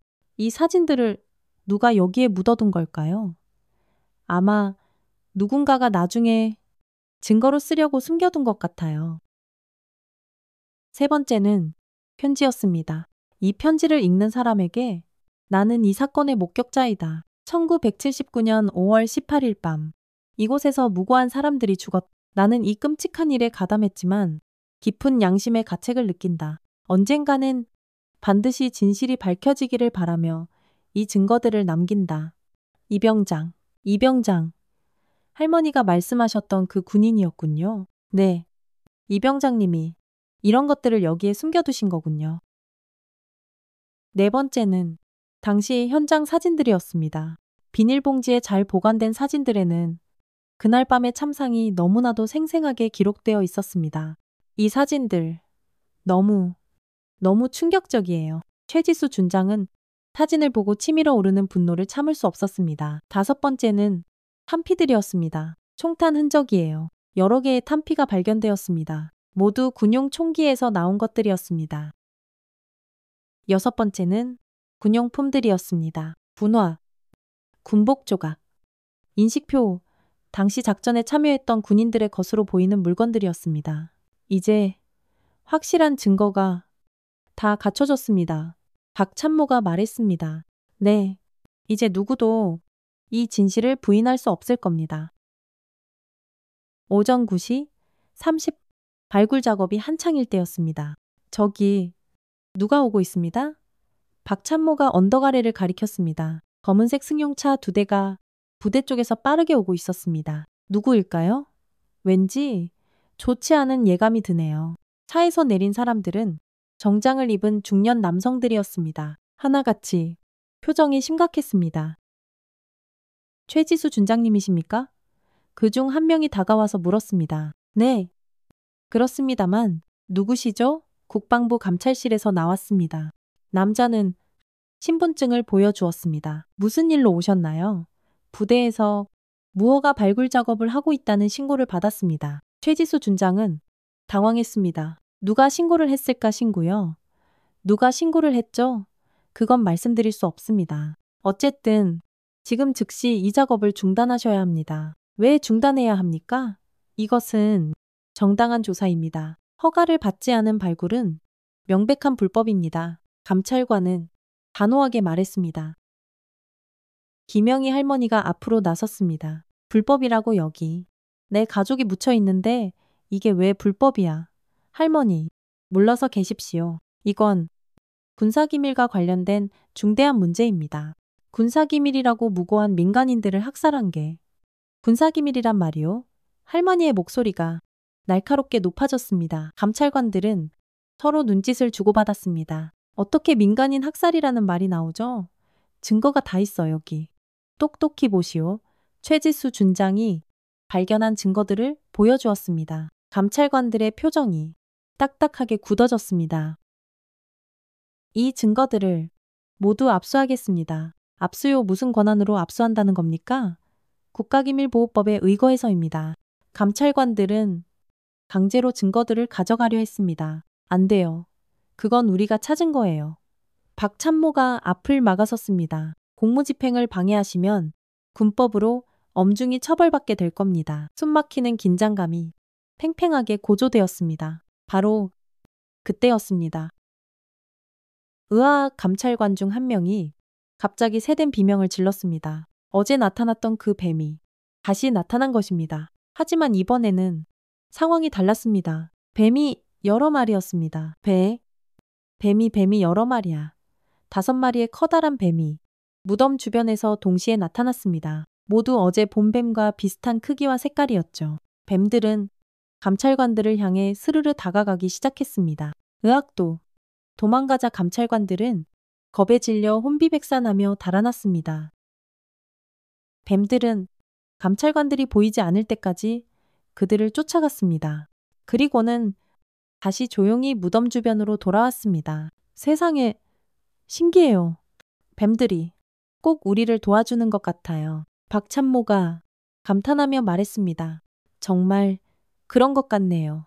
김영희 할머니가 뱀들을 바라보며 나지막이 말했습니다. 저 뱀들은 죽은 사람들의 영혼이야. 진실을 지키려고 나타난 거지. 뱀들은 잠시 세 사람을 바라보더니 다시 무덤 주변을 한 바퀴 빙 돌고는 조용히 사라졌습니다.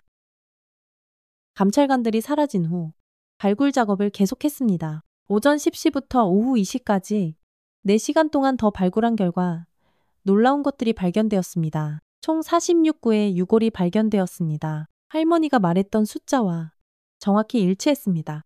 정말 46명이 다 여기에 있었네요. 각각의 유골에서는 신분을 확인할 수 있는 유품들이 발견되었습니다. 신분증, 반지, 목걸이, 시계, 개인적인 물건들이 50년의 세월을 넘어 고스란히 남아 있었습니다. 이 반지, 내 며느리 반지야. 할머니가 작은 금반지를 보며 울먹였습니다. 시집 올 때 내가 해준 건데 이 시계는 내 아들 진우 시계고 할머니는 하나하나 확인하며 잃어버렸던 가족들을 찾아갔습니다. 남편의 안경, 손자의 작은 신발 50년간 기다려온 너무나 가슴 아픈 재회였습니다. 오후 3시경 마지막 부분을 발굴하던 중 더욱 중요한 증거가 발견되었습니다. 여기 커다란 상자가 있습니다. 박찬모가 흙 속에서 낡은 금속 상자를 발견했습니다. 상자는 밀봉되어 있어서 다행히 내용물이 잘 보존되어 있었습니다. 상자를 열어보니 그 안에는 첫 번째로 완전한 형태의 작전 계획서가 들어 있었습니다. 극비 작전 계획서, 작전명, 빨갱이 소탕 작전, 일시 1979년 5월 18일 23시, 장소 철원군 소재 반정부 마을, 목표 반정부 분자 완전 제거, 방법 체포 후 은밀 처리, 참여부대 제3사단, 특공대, 지휘관 김대령, 작전 후 처리, 완전 은폐. 두 번째로, 작전에 참여한 군인들의 전체 명단이 있었습니다. 총 25명의 군인이 이 끔찍한 작전에 참여했던 것으로 기록되어 있었습니다. 세 번째로는 당시 찍은 사진들이 더 많이 들어 있었습니다. 작전 전, 작전 중, 작전 후의 모든 과정이 사진으로 생생하게 기록되어 있었습니다. 이 사진들, 누가 찍은 걸까요? 아마 작전 기록용으로 공식적으로 찍은 것 같아요. 네 번째로는 녹음 테이프가 들어 있었습니다. 테이프까지 있네요. 오래된 카세트 테이프였지만 내용을 들어볼 수 있을 것 같았습니다. 다섯 번째로는 개인적인 편지들이 많이 들어 있었습니다. 희생자들이 마지막 순간에 남긴 피 묻은 편지들이었습니다. 사랑하는 아내에게 내가 이 편지를 쓰고 있을 때는 아마 곧 죽게 될 것 같다. 무슨 죄를 지었는지 모르겠지만 이렇게 허망하게 끝나는구나. 부디 아이들을 잘 키워다오. 사랑한다. 남편이 어머니께 저희는 아무 잘못도 하지 않았어요. 하지만 빨갱이라고 해서 죽게 생겼어요. 너무 억울해요. 어머니, 부디 건강하세요. 민준 올린 편지들을 읽는 동안 세 사람 모두 뜨거운 눈물을 흘렸습니다. 오후 4시 모든 발굴이 끝나갈 무렵이었습니다. 갑자기 부대 쪽에서 수많은 사람들이 몰려왔습니다. 군인들, 경찰들, 그리고 언론인들까지. 무슨 일이죠? 최지수 준장이 놀랐습니다. 그 중에서 한 명의 중년 남성이 앞으로 나왔습니다. 최지수 준장님, 수고 많으셨습니다. 누구시죠? 국정감사원에서 왔습니다. 저는 조사관 이동호입니다. 이동호 조사관은 발굴 현장을 둘러보며 말했습니다. 저희는 이미 모든 상황을 파악하고 있었습니다. 어떻게 아셨어요? 김영희 할머니께서 저희에게 미리 연락을 주셨습니다. 할머니가 희미하게 미소를 지었습니다. 혹시라도 방해받을까봐 미리 준비해뒀지? 할머니, 최지수 준장이 감동한 표정으로 할머니를 바라보았습니다. 이동호 조사관이 계속 말했습니다. 이제 이 사건은 공식적으로 국가 차원의 조사가 시작됩니다. 정말이요? 네, 국가 차원에서 철저한 진상규명에 나서겠습니다. 그 말과 함께 언론인들이 벌떼처럼 몰려왔습니다. 준장님 인터뷰 좀 부탁드립니다. 이 사건에 대해 어떻게 생각하십니까? 사단장님께서 지휘하는 부대에서 이런 끔찍한 일이 일어난 것에 대해 어떻게 생각하시나요? 최지수 준장은 잠시 생각한 후 단호하게 입을 열었습니다. 이것은 절대 일어나서는 안 될 참혹한 비극이었습니다. 과거의 잘못을 철저히 인정하고 희생자들의 명예를 회복하는 것이 저희 군의 마땅한 의무입니다. 그리고 다시는 이런 비극이 반복되지 않도록 모든 노력을 다하겠습니다. 기자들이 계속해서 질문했습니다. 부대 차원에서는 어떤 조치를 취하실 예정인가요? 우선 희생자들을 위한 합동위령제를 정중히 거행하겠습니다. 그리고 이곳에 그분들의 넋을 기리는 추모공원을 조성하겠습니다. 또한 진실 규명을 위해 저희가 가진 모든 자료를 투명하게 공개하겠습니다. 김영희 할머니도 인터뷰에 응했습니다. 할머니, 50년간 어떤 심정이셨나요? 한이 맺혔지. 가슴에 피멍이 들었지. 하지만 이제야 그 한이 조금 풀리는 것 같소. 내 아들과 손자, 그리고 우리 마을 사람들을 다시 만날 수 있어서 이제야 기쁘오. 앞으로 어떤 계획이 있으신가요? 남은 생은 이 사람들을 돌보는 데 바칠게야. 그리고 다시는 이 땅에 이런 끔찍한 일이 일어나지 않도록 살아있는 증인으로서 모든 것을 증언하겠소. 해가 뉘엿뉘엿질 무렵 모든 사람들이 현장을 정리하고 있을 때였습니다. 갑자기 무덤 주변에서 이상한 현상이 일어났습니다. 저기 보세요. 박참모가 가리킨 곳에서는 수십 마리의 나비들이 일제히 날아오르고 있었습니다. 하얀 나비, 노란 나비, 파란 나비, 각양각색의 아름다운 나비들이 무덤 위로 활활 날아올랐습니다.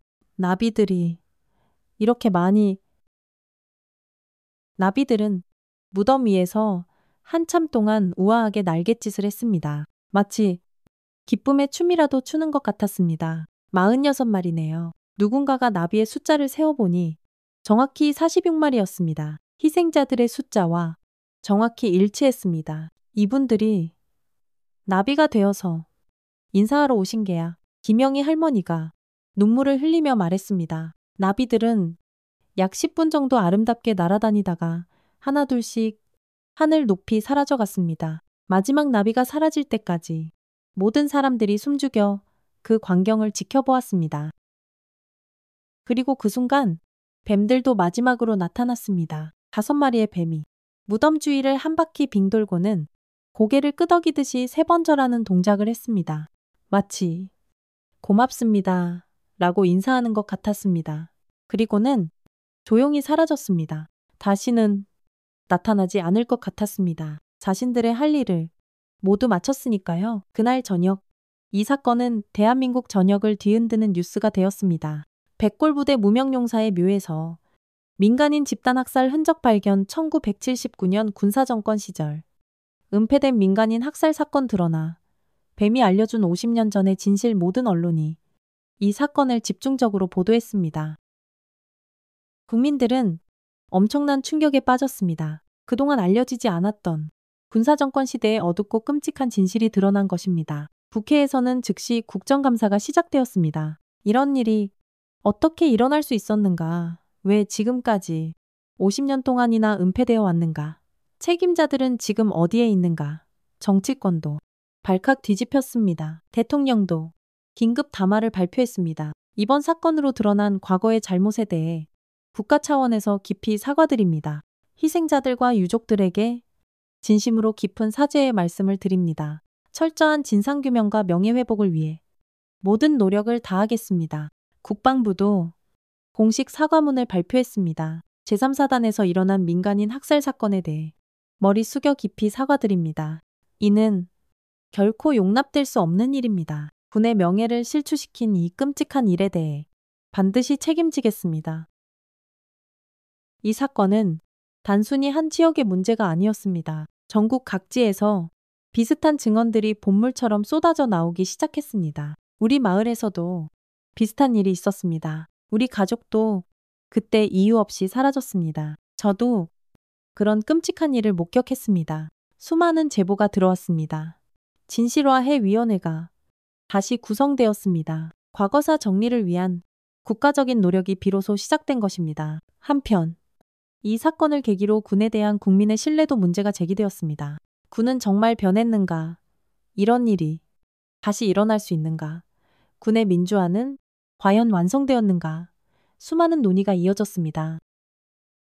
최지수 준장은 하루아침에 전국적인 인물이 되었습니다.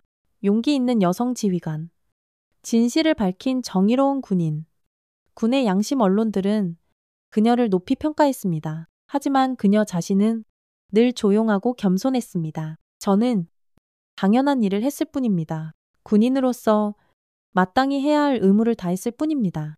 진짜 영웅은 50년간 홀로 진실을 지켜온 김영희 할머니입니다. 그녀의 겸손한 태도가 더욱 많은 사람들의 마음을 움직였습니다. 김영희 할머니는 갑자기 유명해졌습니다. 전국에서 인터뷰 요청이 쏟아졌고 책을 써달라는 제안도 많이 들어왔습니다. 하지만 할머니는 조용한 삶을 원했습니다. 이제 할 일을 다 했소. 내 가족들을 다시 만났으니 이제 마음이 편안해졌어. 남은 시간은 조용히 이 사람들을 돌보며 살고 싶소. 박찬모도 이 사건을 통해 많은 것을 깨달았습니다. 정의가 무엇인지 비로소 알게 되었습니다. 용기가 얼마나 중요한지 뼈저리게 느꼈습니다. 앞으로는 더욱 당당하고 떳떳하게 살겠습니다. 그는 최지수 준장을 더욱 깊이 존경하게 되었습니다. 전국의 군인들도 이 사건에 큰 영향을 받았습니다. 우리도 저런 용기를 가져야 한다. 잘못된 것을 보면 바로잡아야 한다. 군인의 참된 임무가 무엇인지 이제야 알겠다. 군 문화 개선에 대한 논의가 활발하게 이루어졌습니다. 해가 완전히 진 후 최지수 준장은 혼자 무덤 앞에 남았습니다. 오늘 하루 종일 일어난 일들이 꼭 꿈만 같았습니다. 아침에 시작한 작은 발굴이 이렇게 온 세상을 뒤흔드는 큰일이 될 줄은 정말 몰랐습니다. 50년 동안 얼마나 기다리셨습니까? 그녀는 추모비가 세워질 자리를 바라보며 조용히 말했습니다. 이제 온 세상이 진실을 알게 되었습니다. 여러분의 억울함을 조금이라도 풀어드릴 수 있어서 정말 다행입니다. 바람이 불어와 소나무 잎사귀들이 사사삭 소리를 냈습니다. 마치 고맙다고 대답하는 것 같았습니다. 앞으로는 이런 비극이 이 땅에 절대 일어나지 않도록 하겠습니다. 제가 약속드립니다. 그 순간 하늘에서 별 하나가 유난히 반짝였습니다. 아니, 46개의 별들이 모두 함께 반짝이는 것 같았습니다. 희생자들이 하늘에서 고맙다고 인사하는 것 같았습니다. 최지수 준장은 조용히 눈물을 흘렸습니다. 진실이 밝혀진 기쁨과 이런 끔찍한 일이 일어났다는 슬픔이 동시에 밀려왔습니다. 이제 부디 평안히 쉬십시오. 마지막 인사를 하고 그녀는 자리를 떠났습니다.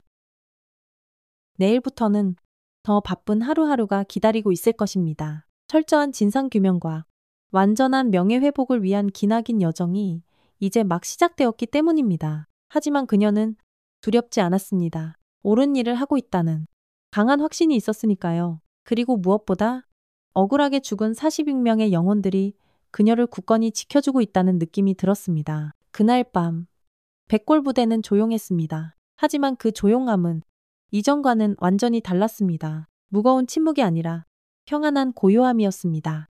50년간 땅속에 묻혀있던 끔찍한 진실이 마침내 드러나면서 부대에도 진정한 평화가 찾아온 것 같았습니다. 한 달 후 합동위령제 사건이 전국적으로 알려진 지 한 달이 지난 5월 18일 바로 1979년 그 끔찍한 비극이 일어났던 바로 그날이었습니다. 백골부대 뒤편 언덕에는 수많은 사람들이 모여 있었습니다. 유족들, 시민들, 정부 관계자들, 언론인들, 1000명이 넘는 사람들이 희생자들의 넋을 추모하기 위해 찾아왔습니다. 오늘 이 자리에서 우리는 50년 전 억울하게 희생된 46분의 영령들을 추모합니다. 최지수 준장이 추도사를 낭독했습니다. 그녀의 목소리는 떨렸지만 그 어느 때보다 힘이 있었습니다. 이철수님, 김민주님, 김진우님, 한 명. 한 명의 이름이 불릴 때마다 김영희 할머니는 소리 없이 눈물을 흘렸습니다. 50년간 홀로 가슴에 품고 불러왔던 이름들이 이렇게 많은 사람들 앞에서 불려지는 것이 꼭 꿈만 같았습니다. 이분들은 아무런 죄도 없었습니다. 그저 평범한 농민으로서 가족을 사랑하고 이 땅을 사랑하며 묵묵히 살아가던 우리의 이웃이었습니다. 추도사가 계속되는 동안 흐렸던 하늘에서 구름이 걷히며 따뜻한 햇살이 내려왔습니다. 우리는 이분들의 숭고한 희생을 결코 헛되이 하지 않겠습니다. 다시는 이 땅에 이런 비극이 일어나지 않도록 하겠습니다. 모든 사람들이 묵념을 올렸습니다. 1분간의 긴 침묵이 언덕 위를 가득 메웠습니다. 묵념이 끝나자 어디선가 아름답고 구슬픈 선율이 흘러나왔습니다. 군악대가 연주하는 진홍곡이었습니다. 음악이 흐르는 동안 사람들은 하나둘씩 헌화를 했습니다. 하얀 국화꽃들이 새로 조성된 추모비 앞에 산처럼 쌓여갔습니다. 기존의 무명용사의 묘가 있던 자리에는 아름다운 추모공원이 조성되었습니다. 중앙에는 높이 3m의 추모비가 세워졌습니다. 검은 화강암으로 만들어진 비석에는 금색 글씨로 다음과 같이 새겨져 있었습니다. 1979년 5월 18일 이곳에서 억울하게 희생된 46분의 영령을 추모하며 다시는 이런 비극이 반복되지 않기를 후세에 굳게 맹세합니다. 추모비 주변에는 소나무와 벚나무가 심어졌습니다. 봄이 되면 하얀 벚꽃이 피어나 희생자들의 넋을 위로할 것입니다. 공원 한쪽에는 작은 기념관도 건립되었습니다. 그곳에는 사건의 전말을 보여주는 모든 자료들이 전시되어 있었습니다. 김영희 할머니가 50년간 피눈물로 모아온 사진들, 편지들, 증언들, 모든 것이 역사에 살아있는 증거로 영원히 보존되었습니다. 이제 사람들이 와서 역사를 배울 수 있겠구먼. 할머니는 기념관을 둘러보며 뿌듯해했습니다. 어르신 덕분입니다. 어르신께서 포기하지 않으셨기 때문에 이 모든 일이 가능했습니다. 최지수 준장이 할머니의 손을 잡으며 말했습니다. 아니야, 준장님 같은 분이 용기를 내주셨기 때문이지. 이 사건을 계기로 국가 차원에서 과거사 정리가 본격적으로 시작되었습니다. 국회에서는 과거사 진실규명특별법이 제정되었습니다. 군사정권 시대에 일어난 모든 인권 침해 사건들을 철저히 조사하기 위한 법적 근거가 마련된 것입니다. 백골부대 사건은 빙산의 일각일 뿐입니다. 진실화해 위원회 위원장이 기자회견에서 말했습니다. 전국적으로 비슷한 사건들이 더 있을 것으로 추정됩니다. 단 하나의 억울함도 남지 않도록 모든 진실을 밝혀내겠습니다. 실제로 전국 각지에서 유사한 제보들이 계속해서 들어왔습니다. 우리 마을에서도 그런 일이 있었습니다. 우리 아버지도 그 시절에 행방불명 되셨습니다. 저도 그 현장을 목격했습니다. 지금까지 두려움 때문에 입을 다물고 있던 사람들이 용기를 내어 증언하기 시작했습니다. 최지수 준장의 작은 용기가 전국적인 진실규명에 거대한 물꼬를 튼 것입니다. 백골부대 내부에도 큰 변화의 바람이 불었습니다. 우선 부대 교육과정에 인권 교육이 정식으로 포함되었습니다. 우리 군은 국민을 지키는 군이어야 합니다. 최지수 준장이 신병 교육 시간에 직접 강단에 섰습니다. 과거의 끔찍한 잘못을 결코 되풀이해서는 안 됩니다. 여러분은 국민의 생명과 안전을 지키는 신성한 임무를 맡고 있습니다. 신병들은 진지한 표정으로 그녀의 말에 귀를 기울였습니다. 이들에게는 백골부대의 과거사가 뼈아픈 교훈이 되었습니다. 또한 부대 내에 인권 상담실이 새로 설치되었습니다. 장병들이 부당한 대우를 받거나 인권 침해를 당했을 때 언제든지 상담받고 보호받을 수 있는 공간이었습니다. 가장 작은 것부터 하나씩 바꿔나가겠습니다. 박찬모가 인권 상담실의 담당자가 되었습니다. 이번 사건을 통해 그는 인권의 소중함을 누구보다 깊이 깨달았기 때문입니다. 부대 곳곳에는 인권 존중 표어들이 게시되었습니다. 인간의 존엄성을 지키자. 작은 차이도 소중히 여기자. 서로를 존중하는 따뜻한 부대를 만들자. 부대의 분위기가 완전히 달라졌습니다. 이 사건을 통해 최지수 준장은 더욱 성숙한 지휘관으로 성장했습니다. 처음에는 그냥 이상한 뱀 정도로만 생각했어요. 그녀는 후에 인터뷰에서 이렇게 회상했습니다. 하지만 진실을 알고 나니 그 뱀이 얼마나 소중하고 절박한 메신저였는지 깨닫게 되었습니다. 그녀는 이제 단순히 부대를 지휘하는 지휘관이 아니라 역사의 증인이자 정의의 수호자가 되었습니다. 전국에서 강연 요청이 쏟아졌습니다. 그녀의 이야기를 직접 듣고 싶어 하는 사람들이 아주 많았기 때문입니다. 용기란 두려움이 없는 것이 아닙니다. 그녀는 강연에서 자주 이 말을 했습니다. 두려움이 있음에도 불구하고 옳은 일을 하는 것, 그것이 바로 진정한 용기입니다. 50년간 한을 품고 살았던 김영희 할머니는 이제야 진정한 평안을 찾았습니다. 이제 마음이 정말 편안해졌어. 할머니는 매일같이 추모공원을 찾아 가족들과 못다한 이야기를 나누었습니다. 진우야, 이제 억울함이 다 풀렸지. 이 엄마가 끝까지 포기하지 않았잖니. 할머니는 아들의 무덤 앞에서 살아생전하지 못했던 수많은 이야기들을 정답게 털어놓았습니다. 정부에서는 할머니에게 특별 포상을 하려고 했지만 할머니는 정중히 거절했습니다. 상은 필요 없소. 진실이 밝혀진 것만으로도 나는 충분히 받았소. 대신 할머니는 기념관의 명예관장이 되었습니다. 방문객들에게 직접 당시의 상황을 생생하게 설명해 주는 역할을 맡았습니다. 젊은 사람들이 이 아픈 역사를 절대 잊지 않았으면 좋겠어. 박찬모는 이 사건을 통해 완전히 다른 사람이 되었습니다. 전에는 그저 위에서 시키는 대로 명령만 잘 따르면 되는 줄 알았습니다. 그는 솔직하게 고백했습니다. 하지만 이제는 무엇이 옳고 그른지 제 스스로 판단해야 한다는 걸 알았습니다. 그는 부대 내 인권교육의 훌륭한 강사가 되었습니다. 자신의 경험을 바탕으로 후배들을 진심으로 가르쳤습니다. 여러분도 언젠가는 어려운 선택의 순간이 올 겁니다. 그때 부디 올바른 선택을 할 수 있는 용기를 기르십시오. 이 사건은 언론계에도 큰 영향을 미쳤습니다. 우리가 놓친 진실이 이렇게나 많았구나.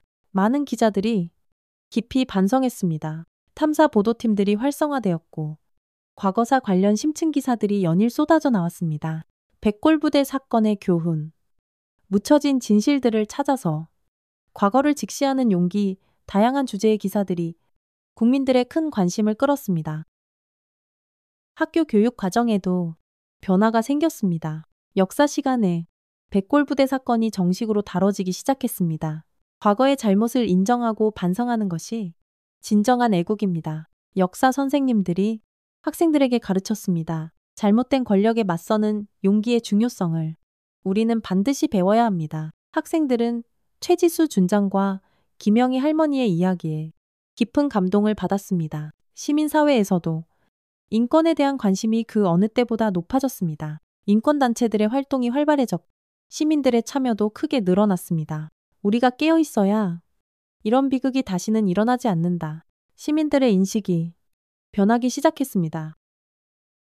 사건이 완전히 해결된 후 신기한 일이 또 일어났습니다. 추모공원 개원식 다음 날 그곳에 수많은 나비들이 다시 찾아왔습니다. 하얀 나비, 노란 나비, 파란 나비, 색색깔의 아름다운 나비들이 공원을 가득 메웠습니다. 저 나비들 46마리예요. 누군가가 세어보니 정확히 46마리였습니다. 나비들은 하루 종일 공원 위를 훨훨 날아다녔습니다. 마치 즐거운 축제를 벌이는 것 같았습니다. 그리고 해질 무렵 나비들은 하나둘씩 하늘로 날아올랐습니다. 마지막 나비까지 모두 사라진 후 뱀이 나타났습니다. 처음에 나타났던 바로 그 뱀이었습니다. 뱀은 추모비 앞으로 천천히 다가왔습니다. 그리고는 추모비를 향해 고개를 숙여 절하는 듯한 동작을 3번 반복했습니다. 마치 이제 모든 게 끝났습니다. 고맙습니다. 라고 마지막 인사를 하는 것 같았습니다. 그 후 뱀은 조용히 돌아서서 풀숲 속으로 스르르 사라졌습니다. 그리고 다시는 나타나지 않았습니다. 자신의 모든 소임을 다 마쳤으니까요. 사건이 일어난 지 1년이 지났습니다. 추모공원은 이제 많은 사람들이 찾는 역사교육의 장소가 되었습니다. 매일같이 학생들과 시민들이 찾아와 아픈 역사를 배우고 희생자들을 추모했습니다. 김영희 할머니는 여전히 기념관에서 방문객들을 맞이했습니다. 할머니, 그때 정말 무서우셨죠? 한 어린 학생이 할머니에게 물었습니다. 무서웠지? 무섭고 말고 하지만 진실을 포기할 수는 없었단다. 왜요? 죽은 사람들이 너무 억울해서 저승에서도 편히 눈을 감지 못하고 있었거든. 할머니의 이야기를 들은 학생들은 진지한 표정이 되었습니다. 할머니, 저희도 할머니처럼 용감한 사람이 될 수 있을까요? 물론이지. 용기란 타고나는 게 아니란다. 스스로 키우는 거란다. 최지수 준장은 여전히 백골부대 사단장으로 근무하고 있었습니다. 하지만 이제 그녀는 단순한 지휘관이 아니었습니다. 전국의 모든 군인들이 존경하는 정신적 지주가 되었습니다. 준장님 같은 분이 계셔서 우리 군에 희망이 있습니다. 후배 장교들이 자주 하는 말이었습니다. 그녀는 지금도 매일 아침 추셔공원을 찾아 희생자들에게 인사를 올렸습니다. 오늘도 평화로운 하루가 시작됩니다. 여러분의 희생이 결코 헛되지 않도록 하겠습니다. 박찬모는 이제 소령으로 진급했습니다. 그는 부대의 인권교육 전담관이 되어 후배들을 열정적으로 가르치고 있었습니다. 인권은 그냥 주어지는 당연한 것이 아닙니다. 우리가 목숨 걸고 지켜야 하는 소중한 가치입니다. 그의 강의는 항상 진심이 담겨 있었습니다. 자신의 뼈아픈 경험에서 우러나온 살아있는 이야기였기 때문입니다. 시간이 흐르면서 백골 부대의 뱀 이야기는 새로운 전설이 되었습니다. 진실을 알려주는 뱀 및 정의의 사자인 뱀. 영혼들의 메신저 뱀. 사람들은 그 뱀을 다양한 이름으로 불렀습니다. 그리고 신기하게도 전국 각지에서 비슷한 이야기들이 들려오기 시작했습니다. 우리 마을에도 이상한 뱀이 나타났어요. 그 뱀이 가리킨 곳에서 뭔가 발견됐대요. 또 다른 진실이 밝혀졌어요. 백골 부대의 뱀이 전국적인 진실 규명의 상징이 된 것입니다. 과학자들은 이런 현상을 합리적으로 설명하려고 노력했습니다. 뱀은 땅의 진동을 다른 동물보다 훨씬 민감하게 감지하는 동물입니다. 따라서 땅속에 어떤 이상이 있으면 뱀들이 먼저 반응할 수 있습니다. 하지만 많은 사람들은 과학적인 설명보다는 신비로운 의미를 더 믿고 싶어 했습니다. 억울하게 죽은 영혼들이 뱀을 통해 도움을 요청한 거야. 하늘도, 자연도 이 끔찍한 부정의를 참지 못하는 거야. 어떤 설명이 맞든 한 가지는 분명했습니다. 그 뱀이 50년간 꽁꽁 묻혀있던 진실을 세상 밖으로 드러냈다는 것이었습니다. 백골부대 사건은 젊은 세대에게 큰 교훈을 주었습니다. 과거를 모르면 미래도 없다. 진실을 외면하면 발전도 없다. 작은 용기가 세상을 바꾼다. 젊은이들은 이런 교훈들을 가슴 깊이 새겼습니다. 대학생들 사이에서는 백골부대 스터디가 유행했습니다. 과거의 아픈 역사를 공부하고 현재를 성찰하며 더 나은 미래를 준비하는 모임이었습니다. 우리도 언젠가는 용기 있는 선택을 해야 할 때가 올 거야. 그때를 위해 지금부터 준비해야 해. 젊은이들의 의식이 달라지고 있었습니다. 전국의 군인들에게도 이 사건은 큰 의미였습니다. 군인의 참된 임무가 무엇인지 알게 됐고 명령보다 양심이 우선이다. 국민을 지키는 것이 우리의 진정한 사명이다. 군 간부들을 대상으로 한 인권 교육이 대폭 강화되었습니다. 최지수 준장은 전국을 돌아다니며 강연했습니다. 여러분은 무기를 든 시민입니다. 결코 시민을 해치는 무기가 되어서는 안 됩니다. 진정한 강함은 약자를 보호하는 것입니다. 군 문화가 아주 조금씩 하지만 분명히 바뀌기 시작했습니다. 일반 국민들도 이 사건을 통해 많은 것을 배웠습니다. 우리가 늘 깨어 있어야 한다. 아무리 작은 목소리라도 결코 포기하면 안 된다. 진실은 반드시 드러난다. 시민의식이 한 단계 더 성숙해졌습니다. 이 사건을 계기로 대한민국의 많은 제도들이 개선되었습니다. 과거사 진실규명기구가 상설화되었습니다. 군 인권보호 체계가 대폭 강화되었습니다. 시민사회의 감시 역할이 제도적으로 보장되었습니다. 이제 같은 비극은 다시는 일어나지 않을 것입니다. 정부 관계자들이 자신 있게 말했습니다. 사회 전반의 인권의식이 눈에 띄게 높아졌습니다. 차별과 폭력에 대한 관용도가 현저히 낮아졌습니다. 약자를 보호하려는 의식이 강해졌습니다. 모든 생명은 소중하다. 작은 차이도 존중해야 한다. 더불어 함께 살아가는 세상을 만들자. 이런 소중한 가치들이 사회 곳곳에 따뜻하게 스며들었습니다. 한국의 과거사 정리 노력은 국제적으로도 큰 주목을 받았습니다. 한국이 보여준 진실 규명의 강력한 의지는 매우 모범적입니다. 국제 인권 기구들이 높이 평가했습니다. 다른 나라들도 한국의 사례를 벤치마킹하기 시작했습니다. 대한민국은 과거사 정리의 모범 국가로 인정받게 되었습니다. 사건이 일어난 지 5년이 지났습니다.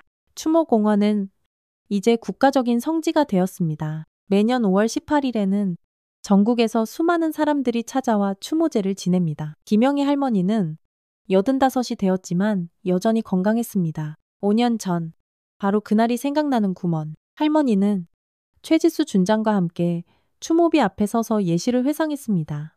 그때 뱀이 안 나타났다면 어떻게 됐을까요? 영원히 땅속에 묻혀 있었겠지.